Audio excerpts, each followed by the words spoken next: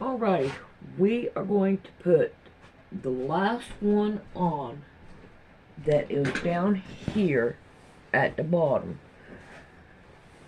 So what we're going to do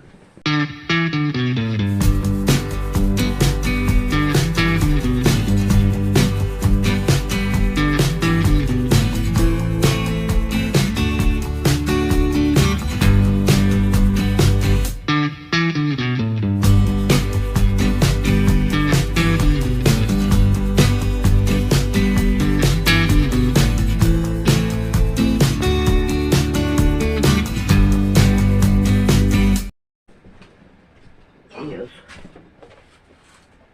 the first thing we're going to do is we're going to trim this right here down. Come on.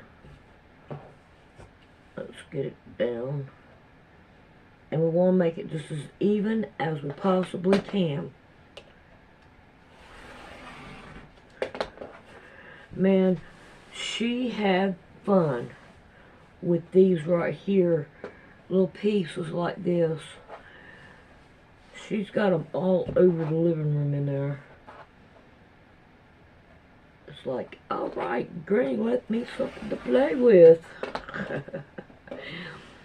Yeah, I guess I did. She enjoyed it. I'm glad she enjoys it. Enjoys things, you know. She took my box away too, so I might get me another box to put everything in. And I hope that this right here will come out straight. Come on now, don't do that. I don't want you doing that to me. So we want to make this just as level as we can. But somehow it didn't go right up to it. I'm trying too hard, too fast. Something. Let's try to get it right. So far, this is turning out pretty good. So I am glad with it.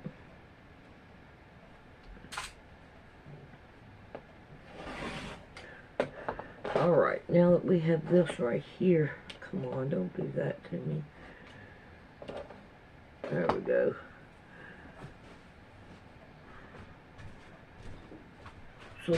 So now we got this right here done. Now, let me see if I can't move some stuff around and bring it closer to me. Alright. Now, we want to take this and we want to put pretty sides together. All the way down.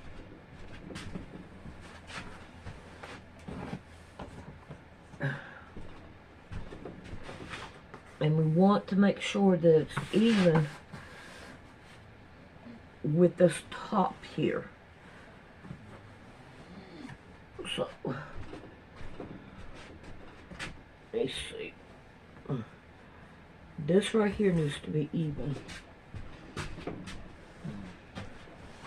And if you notice, these right here I cut in a different place each time. That shows that when, let's see, if I'm with the seam, see here's the seam here, and then here's the seam here. So they don't meet up, and it'll be easier to go under the sewing machine. Uh-oh. Well, goddammit.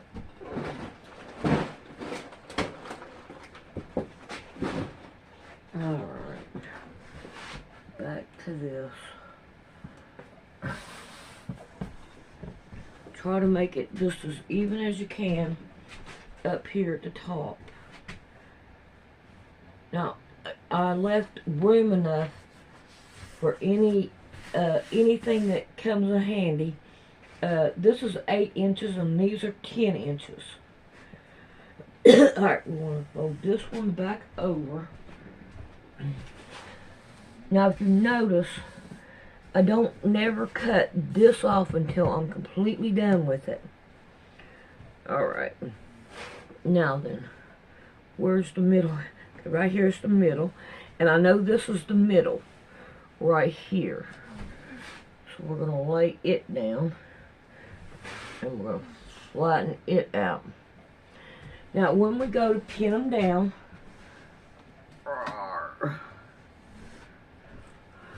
we want to line this seam up with this seam back here. And then we're going to pin them down. So that way when we go to do it, then they are together. And they'll come out more evenly, I hope. So far so good. I mean, it's doing pretty good. I just wish I had a better ironing situation in there.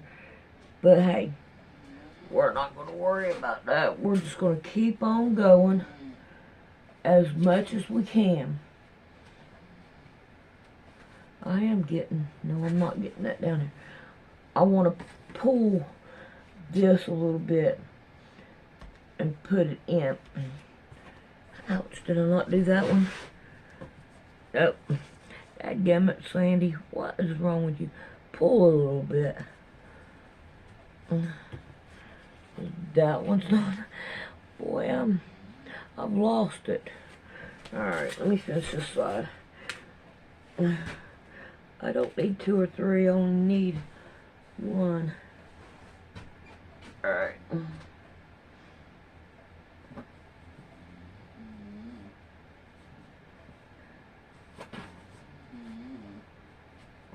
There we go. Now let's go down here at this end and see what we can do with it. Okay, here's this one, they line. So far they've been lining up pretty good. I'm pretty proud of it.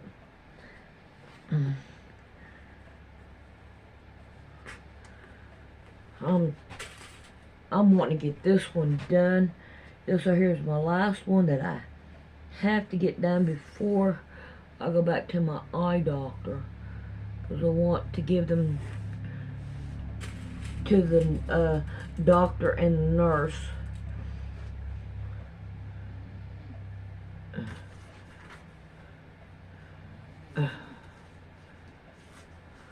See how I pulled that one out? So, I hope all of them are flat. Let's look at it and see. This right here part ain't. So let's see what we can do about making it look more flat. Pull it up. Give it a pin down. Yeah, so far, so good. And each one of these are different size, so that we can trim them all down when we get done with it. Alrighty, let me clean up my mess, because I most definitely got a mess over here. Move that. Call him a cat.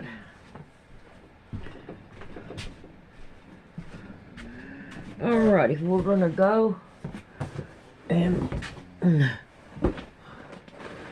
we're gonna sew it down as soon as I put everything back. Alright.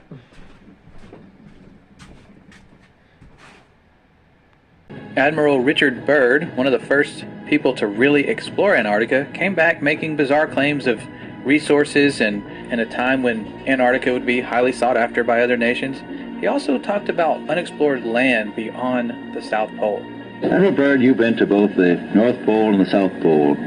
Is there any unexplored land left on this Earth that might appeal to adventurous young Americans? Yes, there is.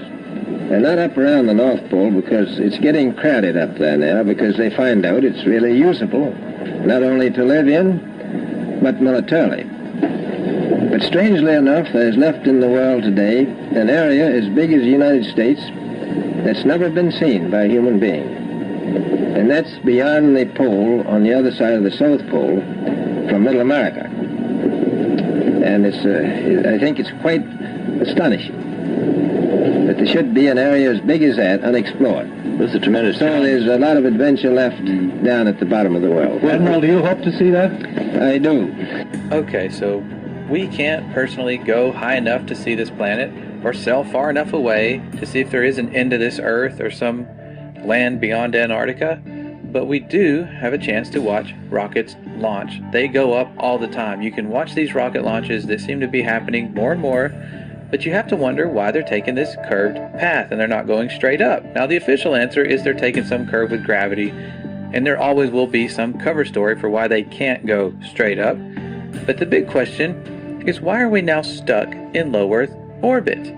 We seem to get past it multiple times during the Apollo missions. The moon is well beyond low Earth orbit, but now we're stuck, and NASA will tell you for themselves. Right now, we only can fly in Earth orbit. That's the farthest that we can go. As we get further away from Earth, we'll pass through the Van Allen belts, an area of dangerous radiation. We must solve these challenges before we send people through this region of space. Any ill effects from the Van Allen radiation belts?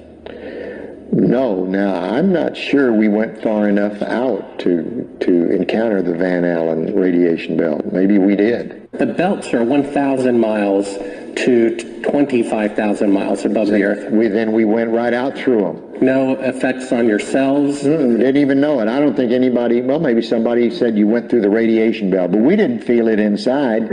I'd go to the moon in a nanosecond.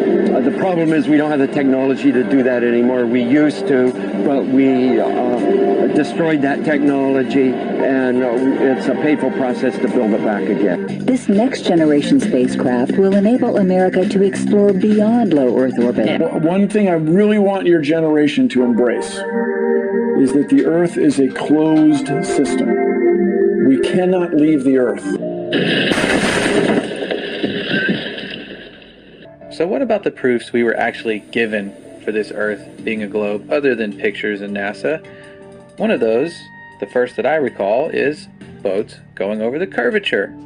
As ships sail away, they don't disappear all at once. No, first, the bottom will disappear. See, the bottom of the ship is gone. Now we can see midway up, and then the whole thing disappears. Now, ships came back. They didn't fall off a table. So people realized that the world is curved. I mean, it's a big curve, but it's curved.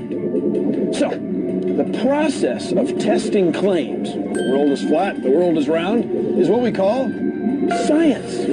Now, if you have a claim that can't be tested, that's what we call pseudoscience. The difference between pseudoscience and regular science is whether or not you can test it. The flat Earth, well, that didn't stand up to tests. The round Earth did. Extraordinary claims require extraordinary proof. The world is round. Now this seems legit. Boats do appear to disappear bottom up and go over a curvature at a pretty relatively short distance, which would make sense if the Earth is indeed a ball. The only problem with this theory is when you take a high zoom camera, a telescope, or something with high zoom capabilities, you can bring back a boat that has appeared to vanish.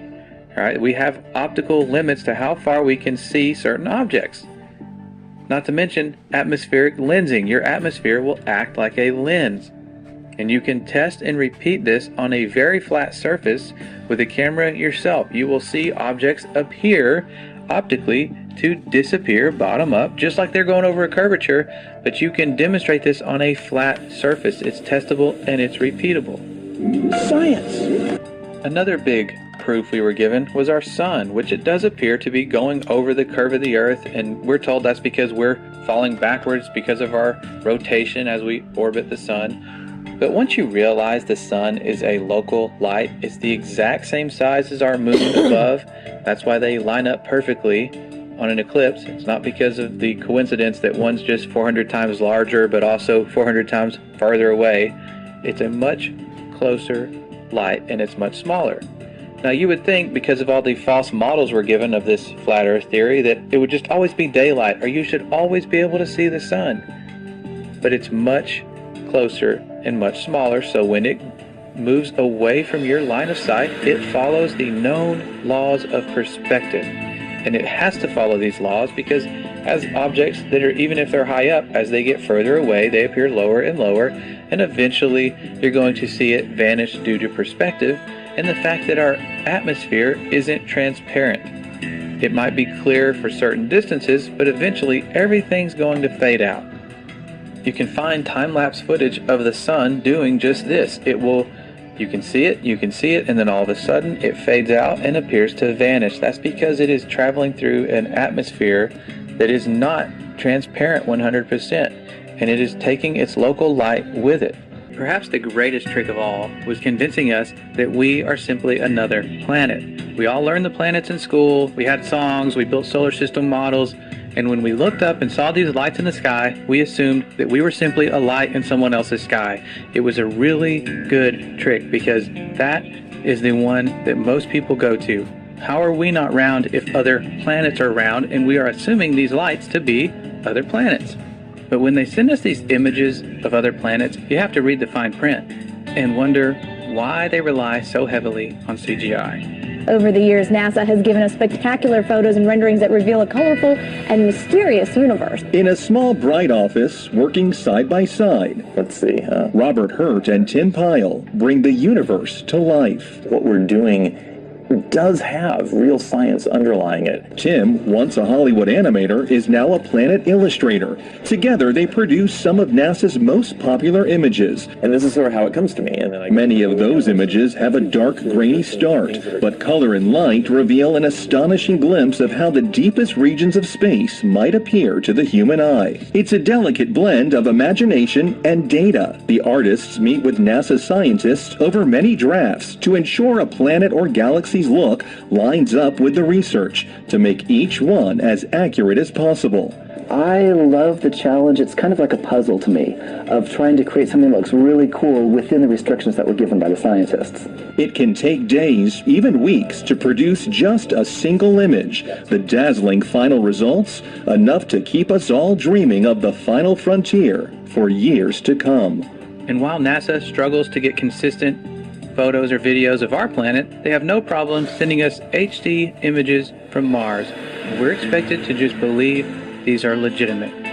Now there is one final thing we can do. Given the known circumference of Earth, we could simply measure these things for ourselves. And people have been doing this. They have been going out over large bodies of water and large areas of land and measuring to check for curvature. And what we have found simply is that we see too far. We see far, far beyond what the globe math should allow us to see. The current record holder for the longest line-of-sight photograph captured mountain ranges that were 275 miles away. They should have been at the given height and distance nearly 4,000 feet below the line of sight. This is from Joshua Nowicki, and what you're seeing here is a mirage. We typically would not be able to see this from the Lake Michigan shore. We talked about this last night.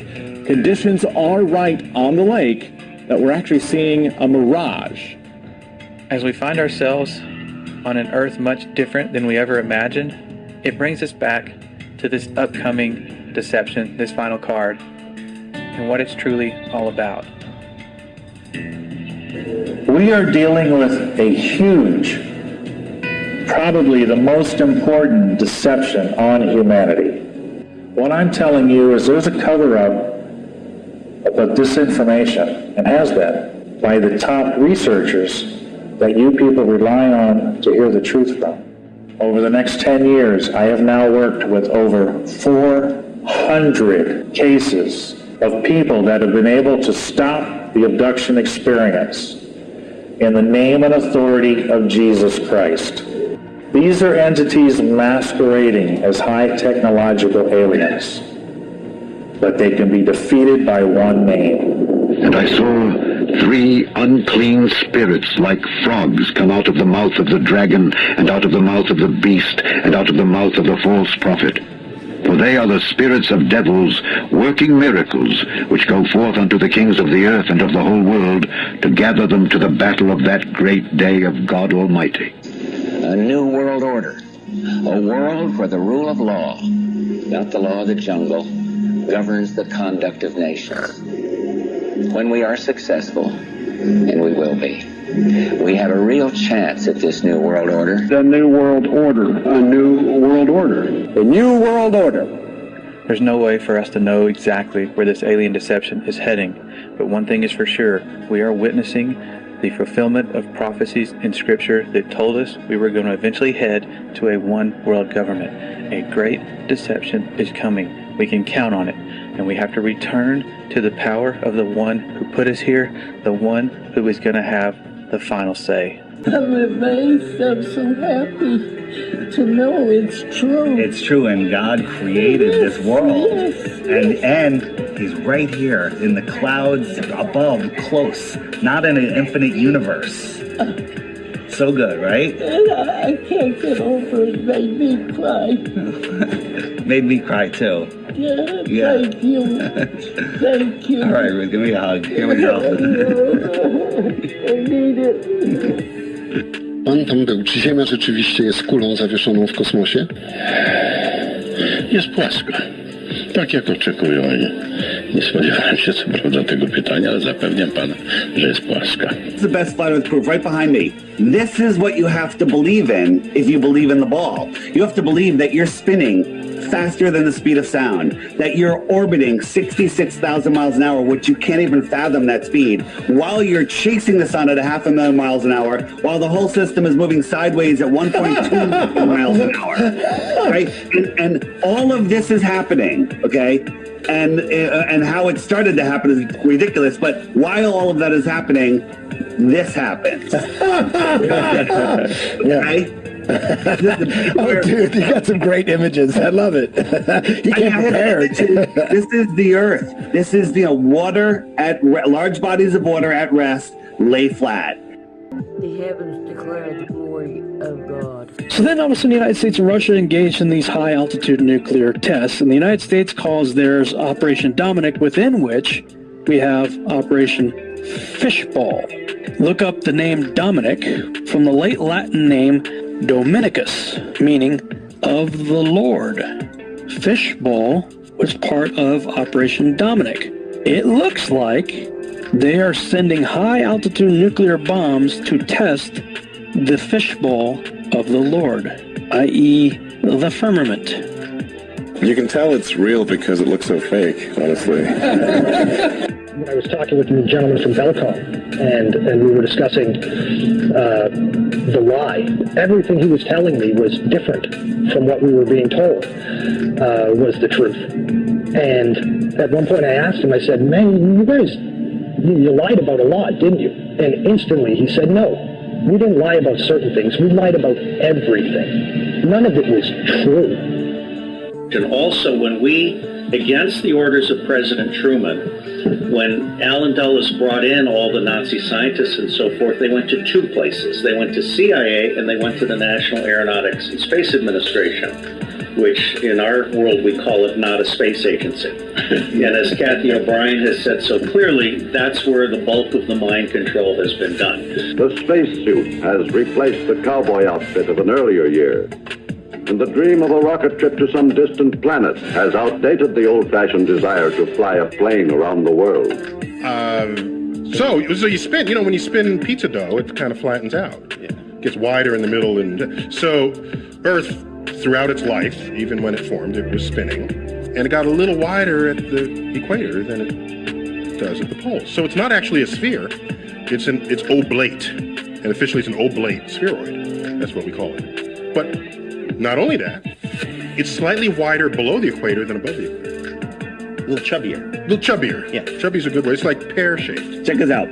This is from Taiwan to Los Angeles, and Hawaii's out there kind of in the middle. Right about here, there was a medical emergency. Where would you land if you were the pilot? Hawaii. Right. Or maybe go to Los Angeles. Instead, they went all the way up to Alaska. Why did they go to Alaska? The answer is because this is the route. Taiwan, emergency, Alaska. Hawaii is all the way out here. This is the actual route that they take. He has called them the Galactic Federation of Aliens, and he says President Trump is aware of the existence of these aliens and had been on the verge of revealing their secrets, he claims, but was asked not to do so by the Federation in order to prevent what he calls mass hysteria. Well, the retired general says the US and Israel have kept it from the public because, quotes, humanity isn't ready and the aliens don't want to reveal themselves until humanity can evolve, he says, and understand what space really is. Because space is the world's newest warfighting domain. Space is a warfighting domain. The next warfighting domain. Space is a warfighting domain. Finally, my brethren, be strong in the Lord and in the power of his might. Put on the whole armor of God, that ye may be able to stand against the wiles of the devil. For we wrestle not against flesh and blood, but against principalities, against powers, against the rulers of the darkness of this world, against spiritual wickedness in high places. And the stars of heaven shall fall, and the powers that are in heaven shall be shaken. And then shall they see the Son of Man coming in the clouds with great power and glory. And then shall he send his angels, and shall gather together his elect from the four winds, from the uttermost part of the earth to the uttermost part of heaven. If you choose to, those are decisions we make. We're all accountable for our decisions. Now, I know what y'all swore to. You don't know what I swore to. No, Constitution. Oh, many other things. The Constitution is the Constitution is small. The Constitution is small. The Constitution is small. The Constitution is small. Feet in the car. Feet in the car. Put your feet in the car. No, you're doing it yourself. Put your feet in the car. Hey, put your feet in the car. Hey, you don't want your feet in the car?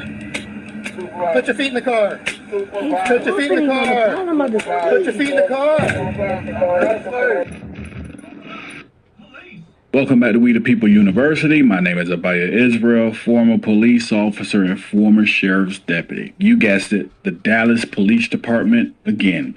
And another lawsuit has been filed against them. So some quick background before we get into the story. The Dallas Police Department receives a call that there is an active shooter. They rush to the scene. Understandable. When they get there, everyone confirms that there is no one shooting. But unfortunately, one of the customers, who probably had a little bit too much to drink, found himself inside of a conversation with one of the officers, the sergeant to be exact, and one thing led to another. Let me just tell you this sergeant does not appreciate a drunk guy telling him about his job and that he doesn't understand the Constitution. Let's see why. Let's watch this. About the Constitution, reading laws and Constitution. Y'all don't read Constitution and all that. Y'all don't read about the proof. Y'all, hey, it's proof of Constitution. Get me locked up. Hey, cool. You can lock me up. Pull the paddy wagon out. I know what y'all swore to. You don't know what I swore to. No, Constitution. Oh, many other things. The Constitution is small. The Constitution is small.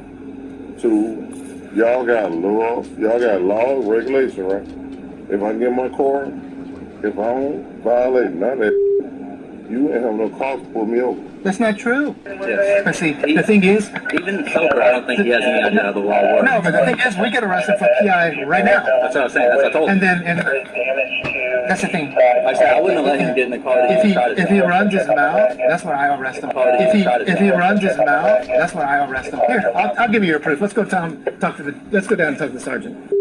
Give him his proof. Go prove it now. I have not committed a crime. You're getting arrested for PI, for the intoxication. PI? Yes. What proof do you have? What proof do you have? It's very obvious that you were currently intoxicated. What proof do you have? You have no proof. You got to record it. You got to prove it. You have no proof. You have no proof. I ain't intoxicated. What? You have no proof? Bet. You're innocent. Yes, I am. Handcuffs do not mean guilty. It means you have probable cause. Yeah, I got probable cause. What proof do you have? That's proof determined in court. You gotta read this out. Why did I get my hand? Hey, what you doing, bro? Stop. Stop. You're gonna take these keys What's going on with it? because you're holding on to them. You can't take anything with you right now. Yeah, you don't get to have your property when you're under arrest. You understand how this works? Hey, grab everything right there. Golly, man. You want your shoe? Here. You want your shoe? I pulled out a couple of the sockets, but I definitely have You it. want your shoe? Okay. Just do what? Do secondary search to make sure they're right there. You want to step in your shoe? Yes. You want to step in your shoe? I ain't committing a crime. Do you want to step in your shoe? What crime I was committing? Publicly intoxication. What? That ain't a crime. Yes, it is. No, it's not. It is. It's state statute. It's not a crime. I ain't committing a crime. What crime I was committing?